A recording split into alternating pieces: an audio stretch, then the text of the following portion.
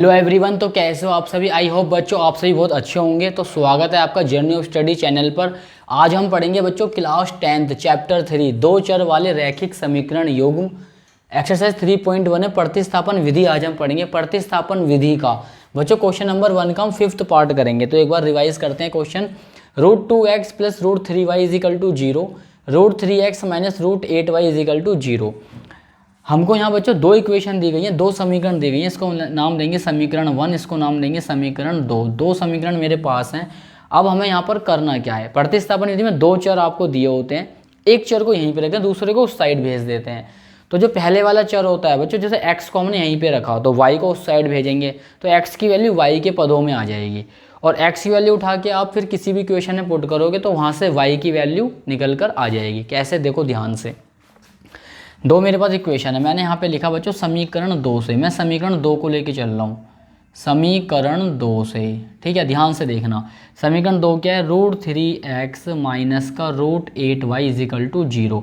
मैं ना बच्चों x वाले चर को, x चर को मैं यहीं पे रखता हूँ, और ये माइनस का √8y उस साइड जाएगा, किसका हो जाएगा बच्चों, प्लस का। अब ये √3 मल्टीप्लाई में है तो उस साइड आएगा तो बच्चों किस में आ जाएगा, ये डिवाइड में आ जाएगा। ये बन गई इक्वेशन आपकी थर्ड बन गई।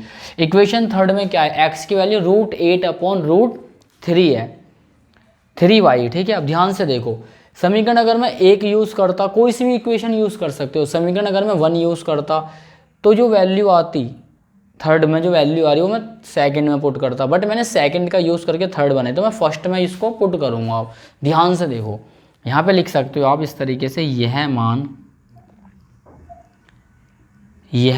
समीकरण 1 में रखने पर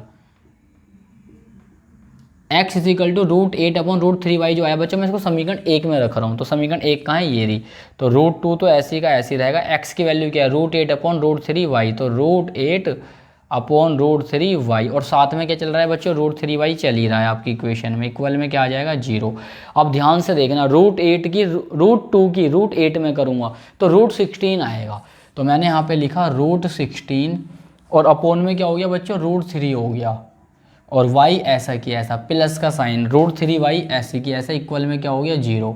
फिर से देखेंगे ध्यान से, √16 को चलो अभी ऐसे ही लिखो, और y को भी ऐसे लिखो। देखो इसके नीचे ना 1 मान लो, तो जब आप एलसीएम लोगे तो कितना आएगा, √3 आएगा। एलसीएम कितना आएगा, √3 की इंटू ना बच्चों डायरेक्ट ना यहाँ कर दो, √3 की इंटू √3 में करेंगे तो क्या आएगा, 3y आएगा। क्या आएगा, 3y आएगा। इक्वल में क्या है, 0। और ये √3 ना बच्चों पूरे के नीचे हो जाएगा। अब या तो ऐसे कर लो, दोबारा देखना, दोबारा सुनना मैं क्या कह रहा हूँ। देखो √3 की इंटू √3 में करूँगा तो क्या आ जाएगा, 3 आ जाएगा। y ऐसा कि ऐसा, अब ये √3 पूरे के नीचे आ गया। या फिर एक होता है एलसीएम मेथड, वही इसके नीचे 1 लेट किया, अब दोनों का एलसीएम क्या आ गया, √3 से √3 होगा 1 टाइम कैंसिल, 1 की मल्टीप्लाई √16 में करोगे वही आएगा। 1 से √3 होगा √3 टाइम कैंसिल, √3 इंटू √3 में करेंगे तो 3 आएगा। ऐसे भी कर सकते हो। अब ये नीचे वाला जो बच्चों √3 है आपका, ये गया 0 के पास क्रॉस मल्टीप्लाई में तो क्या बन गया, 0 बन गया। 16 को हम क्या लिख सकते हैं, 4 लिख सकते हैं, और साथ में y भी चल रहा है भाई। 16 का तो 4 बाहर आ जाएगा ना, 4 × 4 क्या होता है, 16, 4 चौक 16 होता है ना, स्क्वायर रूट में से एक 4 बाहर आ गया, प्लस का 3y इज इक्वल टू में क्या है, 0। 4 और 3 कितने हो गए प्यारे बच्चों, 7 हो गए, 7y।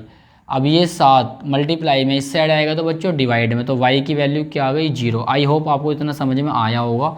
अब यहाँ पे लिख दो आप, यह मान समीकरण 1 में रखने पर, समीकरण 1 में बच्चों देखो y की ये वैल्यू 0 है ना, किसी भी इक्वेशन रखो, फर्स्ट में, सेकंड में, थर्ड में, x का बिल्कुल सेम ही आंसर आएगा, x की वैल्यू सेम आएगी। तो मैं फर्स्ट में पुट करता हूँ। फर्स्ट क्या है, देखो ये रही √2x प्लस, यहाँ पे क्या है, √3y है, तो √3 तो ऐसे ही क्या ऐसे ही लिखूंगा, और y की वैल्यू क्या पुट करूंगा बच्चों, 0। अब ध्यान से देखना, √3 की मल्टीप्लाई 0 में करूंगा तो 0 ही आएगा। इक्वल में भी क्या है, 0। √2x में 0 प्लस करो तो बच्चों √2x ही आएगा। अब ये x √2 मल्टीप्लाई में उस साइड जाएगा तो प्यारे बच्चों किस में जाएगा, डिवाइड में। x इज इक्वल टू 0 को डिवाइड करेंगे √2 से क्या आएगा, 0। इस तरीके से बच्चों हमारे दोनों चर के मान हमारे सामने हैं, दोनों चर की वैल्यू हमने निकाल दी है, x की वैल्यू भी हमने निकाल दी और y की वैल्यू भी निकाल दी। तो प्रतिस्थापन विधि को आप वर्बली, मुंह जबानी याद रखो। इसमें दो इक्वेशन होती है, किसी एक इक्वेशन को हम लेके चलते हैं, इक्वेशन फर्स्ट को लो या फिर इक्वेशन 2 को लो, समीकरण 1 या 2 में से किसी भी एक को लो, उससे एक चर को यहीं पे रखो, दूसरे को वहाँ भेज दो। चर के साथ अगर कोई गुणांक है, कोफिशिएंट है, उसको भी उस साइड भेज दो। जैसे यहाँ पे देखो, हमने जब इसको इस तरीके से बनाया था समीकरण 3 में, देखो एक्स चर को मैंने यहाँ रखा, वाई वाले चर को मैंने वहाँ भेज दिया, माइनस का था प्लस का। अब देखो इसके अंदर ना कोफिशिएंट क्या है, गुणांक √3 है, मल्टीप्लाई में यहाँ आया तो डिवाइड में, इसको बिल्कुल अकेला छोड़ना होता है, तभी तो एक्स की वैल्यू निकलेगी। जैसे एक्स की वैल्यू निकली उसको मैंने समीकरण 1 में पुट कर दिया, वहाँ से जो है ना वाई की वैल्यू निकली बिल्कुल प्रॉपर वैल्यू, क्या 0। यह मान समीकरण 1 में रखने पर एक्स की वैल्यू क्या आ गई 0। आई होप आपको समझ में आया होगा। तो बच्चों जर्नी ऑफ स्टडी चैनल पे इसी तरह बने रहिए, एक एक क्वेश्चन में ऐसे ही आपको कराने वाला हूँ, नोट कीजिए।